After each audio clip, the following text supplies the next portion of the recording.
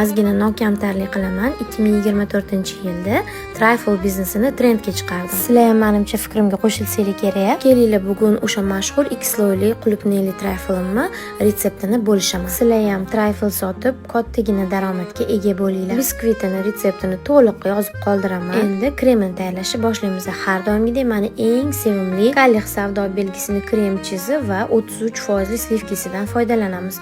Bu mahsulotlar bilan kremili yana ham mazali chiqadi. Bilasizlarmi, har doim birinchi marta mendan trifle xarid qilib yeb ko'rgan mijozim keyingi safar faqatgina sizdan olamiz, chunki kremingiz juda ham bulutdek yengil va mazali ekan.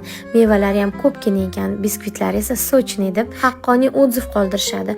Bunga sabab men trifle'larni o'zgacha mehr bilan tayyorlayman.